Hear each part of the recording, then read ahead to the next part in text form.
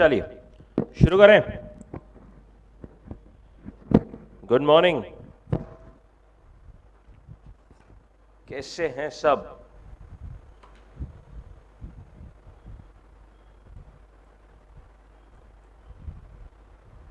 Online guys एक बार quickly confirm कर देंगे, आवाज, स्क्रीन, ऑडियो सब ठीक है?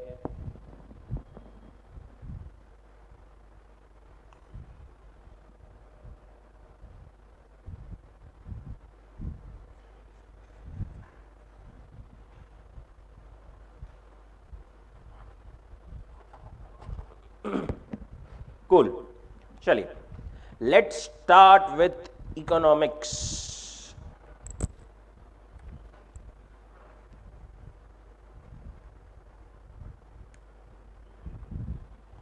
इकोनॉमिक्स में आज हम मेनली क्या करेंगे? Mainly we would be revising, जो अभी तक अपन ने 2 चैप्टर्स किए हैं ना, उसको एक बार अच्छे से रिवाइज करते हैं। क्योंकि थियरी में जैसे मैंने पहले बोला था आपको, मेन आपका पहला है कॉन्सेप्चुअल क्लैरिटी, दूसरा है रिवीजन एंड तीसरा है राइटिंग प्रैक्टिस। चलिए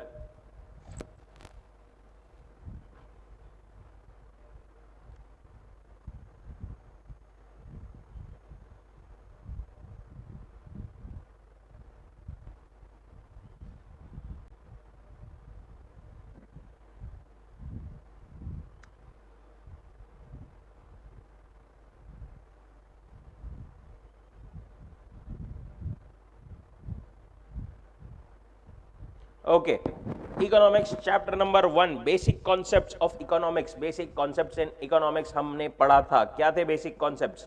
सबसे पहले तो जो इकोनॉमिक्स है वो कौन सा साइंस है? सोशल साइंस है, राइट। ओके, उसके बाद में कुछ रिनोन्ड इकोनॉमिस्ट्स के बारे में हमें दिया हुआ था। Kautilya, that is, who was that Kautilya? Right, Kautilya's views on economics. अर्थ मीन्स वेल्थ, क्या बोलते थे वो? अर्थ मीन्स वेल्थ, शास्त्र मीन्स साइंस।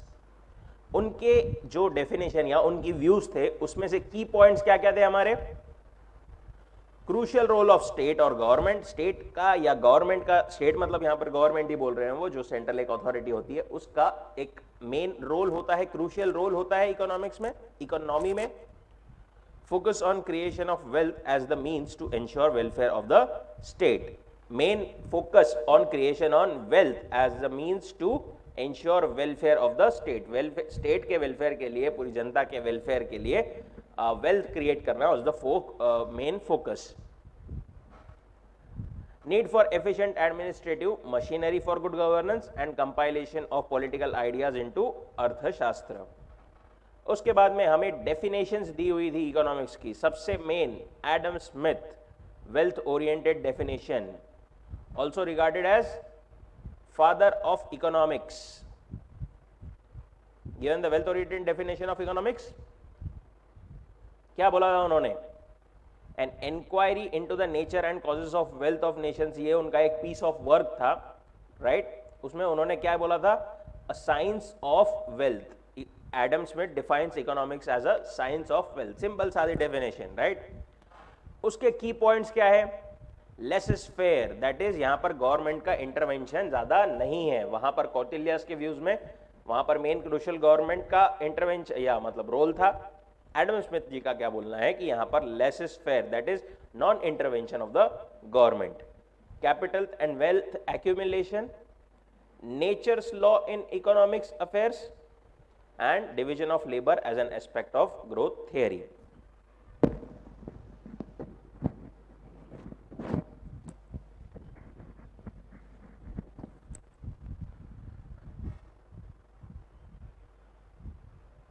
एडम स्मिथ के बाद में अल्फ्रेड मार्शल, उन्होंने क्या बोला है? Economics is a study of mankind in the ordinary business of life. It examines that part of individual and social actions which is closely connected with the attainment and use of material requisites of well-being. उनके then कुछ की points दिए हुए थे हमको, जो कि थे study of ordinary man, economics is a behavioural science, study of material welfare, economics is not simply a study of wealth.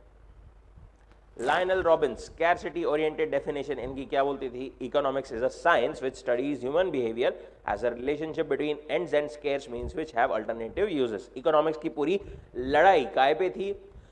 जो हमने बात की थी कि हमारी वांट्स जो है वो अनलिमिटेड है, उसको सेटिस्फाई करने के लिए जो हमारे पास में मीन्स है वो लिमिटेड है, राइट? उसी लाइंस पर इन्होंने जो है डेफिनेशन दी हुई है। क्या बोलते हैं? Wants ends are unlimited, means are comparatively limited, wants are gradable on the basis of priority and means have alternative uses.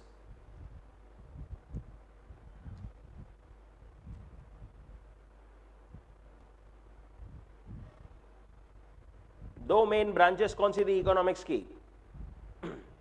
Micro and macro. Micro मतलब इंडिविजुअल की स्टडी, एक यूनिट की स्टडी। मैक्रो मतलब ओवरऑल, बर्ड्स आई व्यू, पूरे अगर unit की बात करूं मैं, क्लास में एक स्टूडेंट की स्टडी इज माइक्रो इकोनॉमिक्स, पूरे क्लास की study is macro economics. Basic concepts of micro economics क्या थे? सबसे पहला तो want. It is difficult to define want in a few words, but want can be referred to as need. In economics want denotes a feeling of lack of satisfaction. हमें कुछ satisfaction नहीं है तभी कुछ वांट है, उस want को हम जो चाहिए हमें उसके थ्रू पूरा करेंगे। This feeling enables individual to satisfy his want. अभी ये जो वांट था इसके कुछ कैरेक्टरिस्टिक्स थे। क्या थे? पहला तो वांट्स अनलिमिटेड है, राइट? कभी खत्म नहीं होती। Wants are recurring in nature, एक बार खाना खा लिया तो वापस भूख ही नहीं लगेगी, ऐसा है क्या? नहीं है। Wants are recurring in nature, हम कहीं घूमने फिरने बाहर चले गए, एक बार हमारे एंटरटेनमेंट की नीड है, वांट है, एक बार पिक्चर देख के आ गए, बस जिंदगी भर एक ही बार रहेगा क्या? नहीं। Wants are basically recurring in nature. However some wants might be occasional, जैसे घर बनाने की वांट हो सकता है शायद एक ही बार रहे। Then wants differ with age, age के साथ में जो है आपकी वांट्स डिफर करती है, राइट? अगर कम एज है तो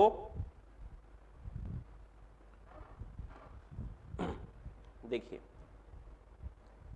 कम एज है, छोटे बच्चों के लिए हो सकता है टॉयज की ज्यादा वांट हो, नॉर्मल पर्सन के लिए नॉर्मल गुड्स, एडल्ट्स के लिए एंड एल्डरली के लिए हो सकता है कि उनको वॉकिंग स्टिक्स एंड एक्सेट्रा इन चीजों की ज्यादा वांट रहे। Want differ with gender, men के लिए अलग, वुमेन के लिए अलग। Wants differ due to preferences, लोगों के अपने अपने हैबिट, टेस्ट, प्रेफरेंसेस होते हैं, उसके हिसाब से भी वांट्स जो है अलग अलग डिफर करती है। वांट्स डिफर विद सीजन्स, गर्मी में एसी की जरूरत, बारिश में छाते की जरूरत, ठंडी में हीटर की जरूरत, रजाई की जरूरत, right? Wants differ due to culture, अपने अपने कल्चर के हिसाब से भी वांट्स जो है डिफर करती है। क्लासिफिकेशन ऑफ वांट्स, वांट्स को काय में क्लासिफाई किया गया था? Economics and non economic wants में। इकोनॉमिक वांट्स मतलब those were monetary transaction is involve, जहां पर पैसा इन्वॉल्व है, पैसे देके हम कुछ खरीदते हैं, कुछ ट्रांजैक्शन करते हैं, वो that were basically economic wants. Non economic क्या हो गया? जिसके लिए हमें पैसे देने की जरूरत नहीं है, जैसे air, sunshine, right? Individual wants and collective wants. एक क्लासिफिकेशन हो गया अपने पास इकोनॉमिक एंड नॉन इकोनॉमिक, दूसरा है इंडिविजुअल एंड कलेक्टिव। क्या बोलता है individual and collective want? Individual मतलब एक पर्सन की, एक स्पेसिफिक पर्सन की वांट, राइट? पर्सनल और individual want refer to those wants which are satisfied at the individual level. Example, doctor using a stethoscope, जज wearing his coat. Collective wants मतलब क्या? जहां पर सब में जो बहुत सारे लोगों की साथ में कोई वांट सेटिस्फाई हो रही है, साथ में कोई वांट है। फॉर एग्जांपल ट्रेन, ट्रांसपोर्टेशन की, सारे इतने सारे लोगों की, 1000 लोगों की लगभग, okay? Necessities, comforts and luxuries. Necessities मतलब very basic needs of life, food, clothing, shelter, education, education भी एक नेसेसिटी ही है। कंफर्ट्स, कंफर्ट्स मतलब जो हमारे लाइफ को कंफर्टेबल बनाते हैं थोड़ा, जैसे कि washing machine, TV, fridge, AC, इनके बिना चल जाता है, बट बेसिकली इट्स कंफर्ट्स। और लग्जरीज जो कि थोड़ा और ऊपर, वैसे अच्छी एक महंगी कार, बहुत अच्छा एक घर, right, all these are luxuries. Goods and services, these are popular terms in economics. पहला अपन ने क्या देखा, वॉन्ट्स। वॉन्ट्स के अंदर characteristics and classification.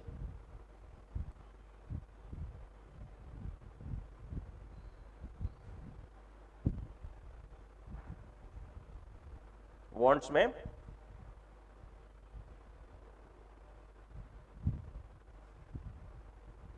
characteristics and classification. Now next concept is goods and service. Goods and service matlab these are popular terms of economics. Anything that satisfy human wants is termed as a good. It has material existence.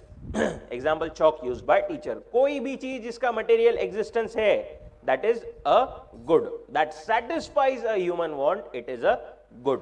Okay, bench, ये laptop, ये pen, ये mic, कुछ भी बोलो आप, सब क्या है, गुड्स है। Services on the other hand क्या है, जो मतलब मटेरियल एग्जिस्टेंस नहीं है, टैंजेबल नहीं है, अपन छू के ऐसा बता नहीं सकते ये सर्विस है, ऐसा बता नहीं सकते, but it's like teaching for example, right. दूसरा, अकाउंटेंट की सर्विस, लॉयर की सर्विस, अकॉर्डिंगली जो भी सर्विसेज रेंडर है, that is services.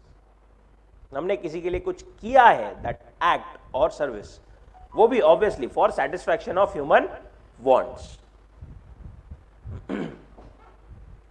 Then utility.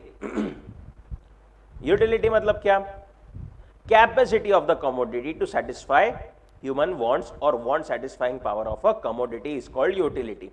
Okay, कोई चीज है वो कितनी यूजफुल है मेरे लिए, ठीक है, मेरी want satisfy करने की कितनी पावर है उसमें, that is basically a utility. एक हो गया wants, एक हो गया goods and services, and एक हो गया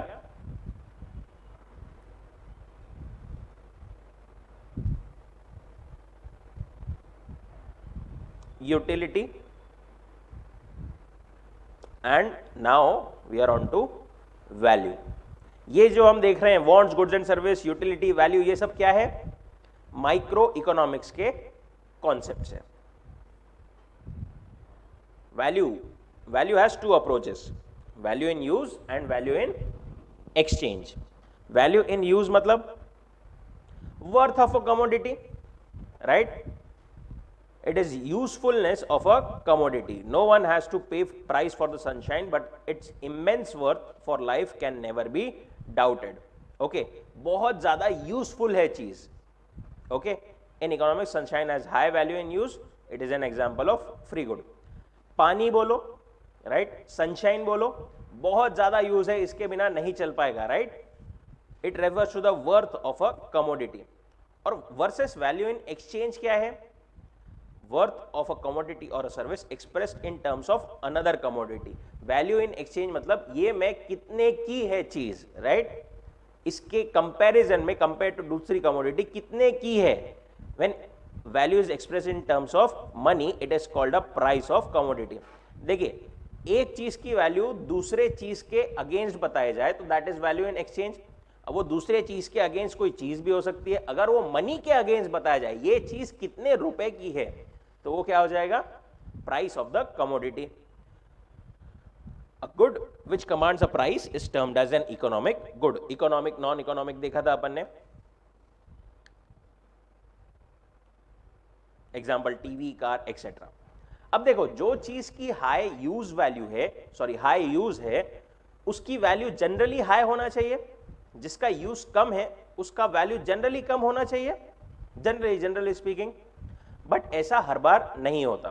that's what we called water diamond paradox of values. अब पानी के देखिए, वैल्यू इन यूज अगर अपन बात करें बहुत ज्यादा जरूरी है, बरोबर, बट उसकी वैल्यू इन एक्सचेंज कितने का मिलता है? वाटर की, पानी भी देखिए, अगर पानी मतलब मेजोरिटी जगह पर तो फ्री में मिल जाता है, बट अगर अपन बॉटल भी खरीद के लें 20 रुपए की 1 लीटर की बॉटल आ जाती है, राइट। वर्सेस डायमंड्स, कुछ यूज है क्या उसका? नहीं है, सिर्फ स्टेटस सिंबल है, बट उसकी वैल्यू इन मतलब value in exchange monetary value बहुत ज्यादा है, राइट। ऐसा जरूरी नहीं, कभी कभी ऐसा होता है कि जिसकी बहुत हाई वैल्यू इन यूज हो उसकी एक्सचेंज वैल्यू उतनी ज्यादा नहीं होती। That is basically called water diamond paradox of values.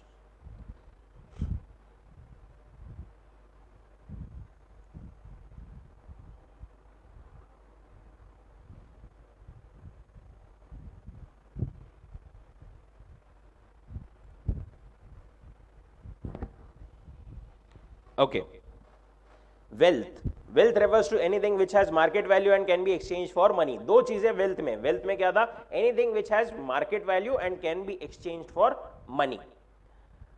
To be regarded as wealth, a commodity must possess following characteristics. 4 characteristics थी, वो कौन सी थी?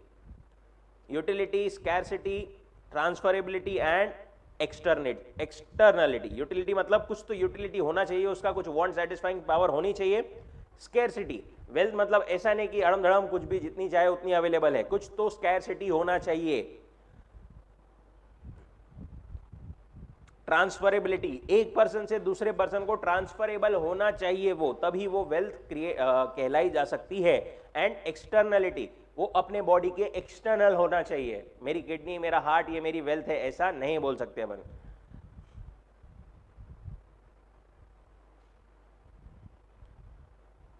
पर्सनल इनकम मतलब earnings received by person from all sources, this is called as personal income. Next, personal disposable income. It is that part of personal income which is left over after payment of direct taxes such as income tax, wealth tax, etc. Okay?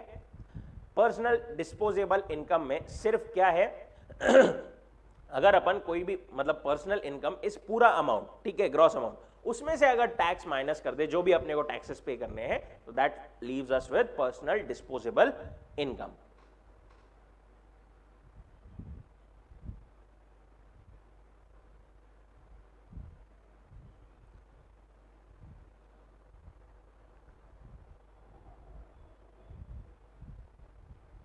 Then we came on to economic activity जो है can be classified into 4 types, which was production, distribution, exchange and consumption.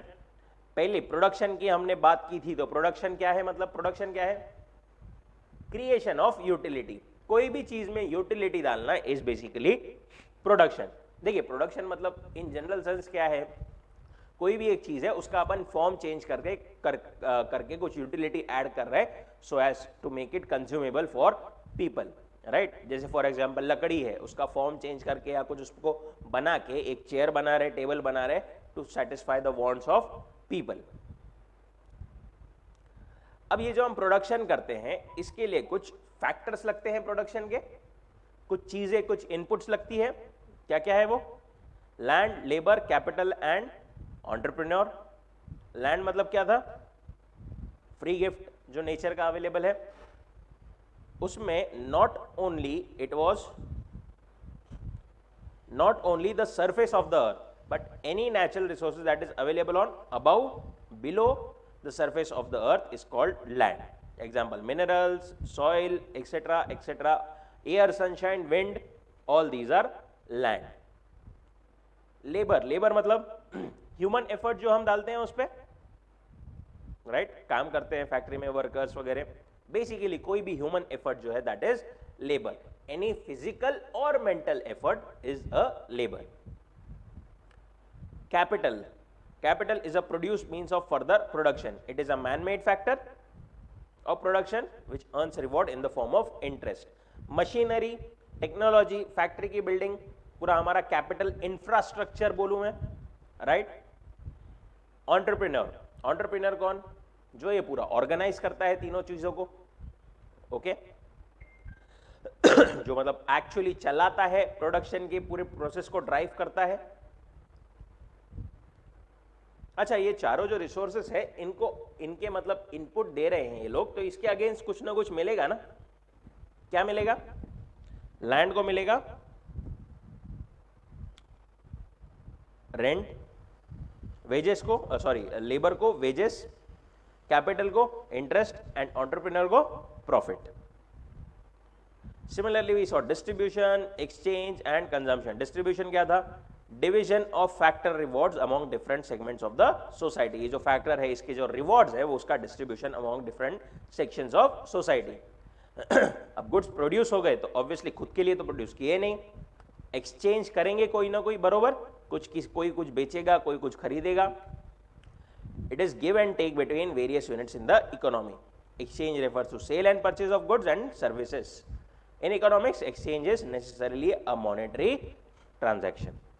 Economics में जब भी हम exchange की बात कर रहे हैं तो it is basically a monetary transaction. Then consumption, making use of goods and services to satisfy human wants. Consumption मतलब क्या है? Consumption is making use of goods and services to satisfy human wants. जो हमने goods actually बनाए हैं वो खरीद लिए एक्सचेंज करके, उसको एक्चुअली कंज्यूम कर रहे हैं to satisfy our wants. Then we came on to macro economics. Macro economics में केनेथ बोल्डिंग ने कुछ डेफिनेशन दी है मैक्रो इकोनॉमिक्स की। Macro economics deals not only with individual quantities as such but with the aggregates of these quantities, not with the individual incomes but national income, not with individual prices but with general price level, not with individual output but with national output. Basic concepts of macroeconomics. National income, this reveals the total economic performance of a nation. Total पूरे nation की जो है हमारी income कितनी है, total performance कितना है, that can be judged from national income. Okay, पूरा नेशन मिलके कितना कमा रहा है, दैट इज बेसिकली, एक लेमैन लैंग्वेज में बोलूं तो नेशनल इनकम। आएंगे अपन इस पर डिटेल में। Definition of national income by national income committee. National income estimate measures the volume of commodities and services turned during a given period counted without duplication. अब देखो, जो चीज प्रोड्यूस की गई है वो बेची जाएगी, बरोबर, मतलब उसके अगेंस्ट किसी को पैसा मिलेगा, राइट तो नेशनल इनकम सबने कितना कमाए, बेसिकली अगर अपन उसको काउंट कर ले कितना प्रोड्यूस हुआ तो मतलब it would be equivalent to सबने कितना कमाया, क्योंकि वो जो प्रोड्यूस किया वो बेचेंगे ना कहीं, बरोबर। So they gave a definition by which they say कि जो भी प्रोड्यूस हुआ है उसकी वैल्यू देखे तो that is basically national income.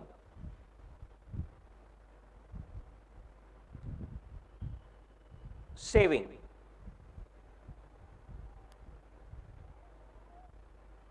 it is that part of income which is set aside to satisfy future needs by foregoing current consumption.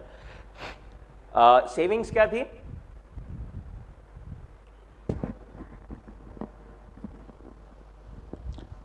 Basically जो income का पार्ट हमने सेट असाइड करके रख दिया है, हम 10 रुपए कमा रहे हैं, 10 रुपए कम हो गए क्या, 10,000 कमा रहे हैं, 10 लाख कमा रहे हैं, तो उसमें से हमने कुछ अमाउंट जो है साइड में सेट करके रख दिया। फॉर एग्जांपल 1 लाख कुछ सेविंग्स फ्यूचर के लिए, अभी हम उसको पूरा कंज्यूम नहीं कर रहे, फ्यूचर में भाई कोई नीड लगी तो उसके लिए अभी हम रख दे रहे हैं उसको सेव करके, दैट इज सेविंग। अब ये जो सेविंग है ये अपन एक तो कैश में डायरेक्टली ऐसे ही रख सकते लिक्विड फॉर्म में, ओके। अगर इसको हम कोई मतलब further generation, further wealth generation के लिए कहीं पर मोबिलाइज करें, ठीक है, कहीं पर ये करें, मतलब उसको इन्वेस्ट करें, दैट इज माय इन्वेस्टमेंट, बरोबर। It refers to capital assets, creation of capital assets through mobilization of savings, example machinery, equipment, etc. बरोबर। Trade cycle, trade cycles are fluctuations of business, they are ups and downs in the overall economic activities. There is obviously business cycles, there are ups and downs, ऐसी straight line नहीं होती। Economic growth, the term economic growth has a quantitative dimension. In simple words, it means increase in the real national income of the country over a long period of time. Economic growth क्या था? वो economic development देखो economic growth is basically simple in quantitative terms, कि भाई मेरी कितनी, पहले मैं इतना प्रोड्यूस करता था, पहले इतना कमाता था, अब जो है इतना कमाता हूं, पहले 10 लाख कमाता था, अब 12 लाख कमाते हैं, और टोटल नेशन की नेशनल इनकम पहले 10 करोड़ थी, अब 12 करोड़ है। अगर ऐसा है तो there is economic growth. Increase in quantitative terms, okay, production वगैरह एक्सेट्रा सब उसमें आ गया। इकोनॉमिक डेवलपमेंट जो है वो थोड़ा वाइडर सेंस है, वो देखो उसमें इकोनॉमिक ग्रोथ तो डेफिनेटली आ गई, बट उसके साथ ही इकोनॉमिक डेवलपमेंट में एक और चीज आती है, that is qualitative aspects, right. पैसा बढ़ गया बट लोगों का स्टैंडर्ड ऑफ लिविंग, लोगों का लेवल ऑफ एजुकेशन, हेल्थ, ये सब चीजें भी अगर बढ़ी है तो that then we refer to it as economic development. And lastly we had what? Economic growth and economic development का distinction। एक बार क्विकली वापस सब लोग रिव्यू कर लेंगे ये points with in 5 minutes.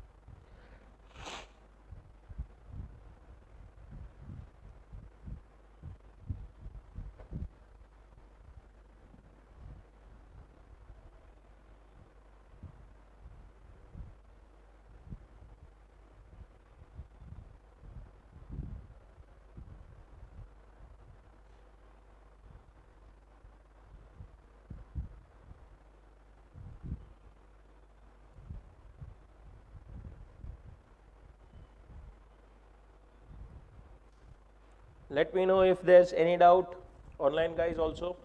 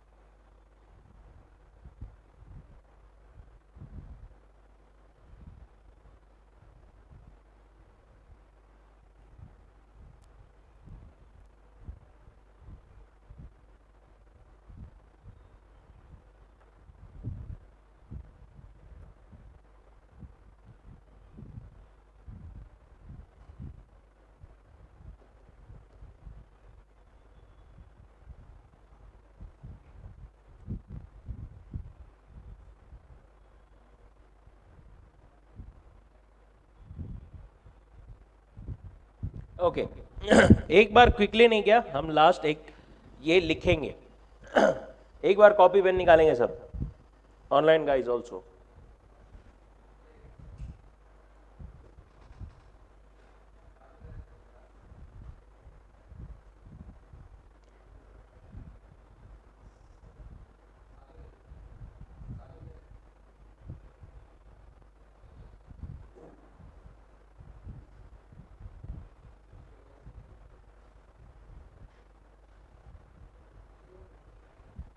Your question is explain the terms economic growth and economic development.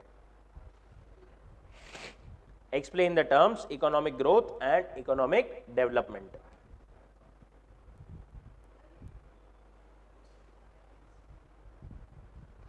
देख के नहीं ऑब्वियसली.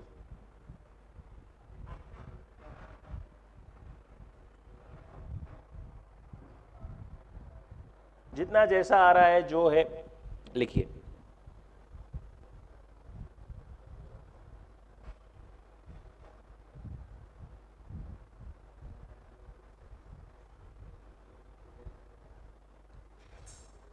चलो quick quick.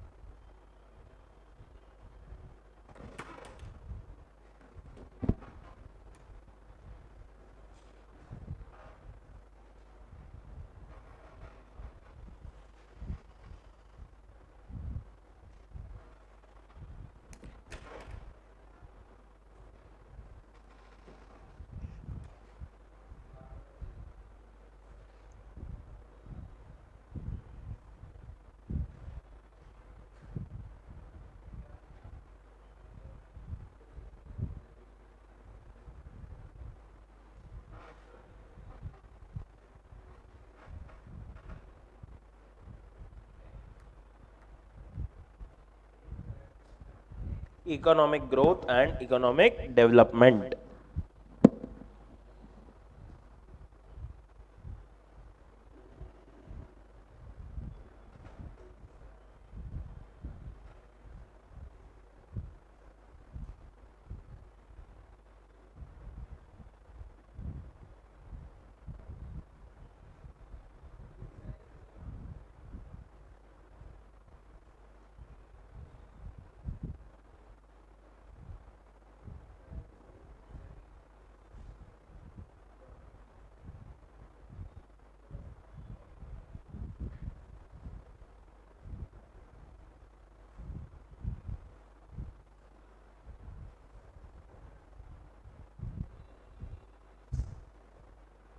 Let me know once done.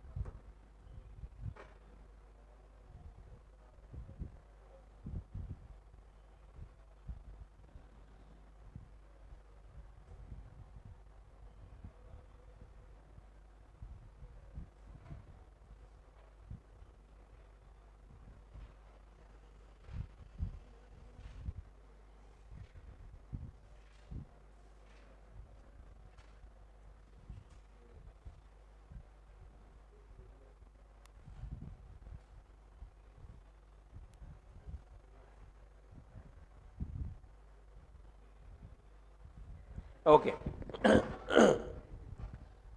अब आपका टास्क क्या है, एक बार सब लोग रिव्यू करेंगे क्या लिखा है बुक में, क्या लिखा है वो देखेंगे, कहाँ मिस किया अपन ने वो देखेंगे एंड वापस से एक बार लिखेंगे. देखिए राइटिंग प्रैक्टिस ऐसे ही होती है, पहले बिना देखे खुद को लिखना होता है, उसके बाद में एक बार आप कंपेयर करना होता है कि अपन ने क्या लिखा है वर्सेस बुक में एक्चुअली क्या एक्सपेक्टेड है, एंड फिर अल्टीमेटली जो है उसको वापस से अपने को देख के एक बार लिखना है. देख के मतलब एक बार वो आंसर देखने के बाद वापस लिखना है. ऐसे ही आपकी अंडरस्टैंडिंग भी इंप्रूव होगी, मेमोरी पावर भी इंप्रूव होगी एंड राइटिंग भी इंप्रूव होगी. अच्छा, क्विकली जस्ट एक आपको नहीं क्या, हमारा जो नेक्स्ट चैप्टर है पार्टीशन वैल्यूज, जस्ट एक क्विक इंट्रो दे देता हूं। देखिए पार्टीशन वैल्यूज क्या है, बेसिकली किसी भी डेटा को, देखो इकोनॉमिक्स में नहीं क्या, बहुत ज्यादा डेटा होता है। माइक्रो इकोनॉमिक्स तो भी ठीक है, मैक्रो इकोनॉमिक्स की जब हम बात करते हैं ना, डिसीजंस लेने होते हैं, इवन माइक्रो में भी, तो there it is basically based on a lot and lot of data.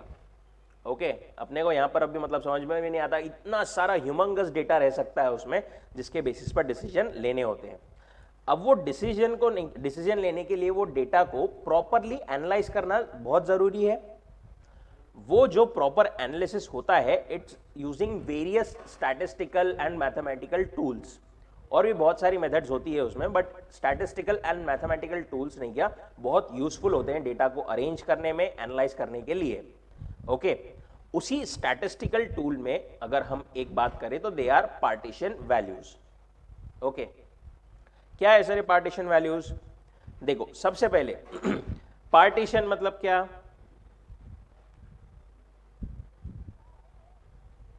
Partition मतलब कोई चीज को बीच में कुछ डिवाइड करना, ठीक है, पार्टीशनिंग करना, राइट।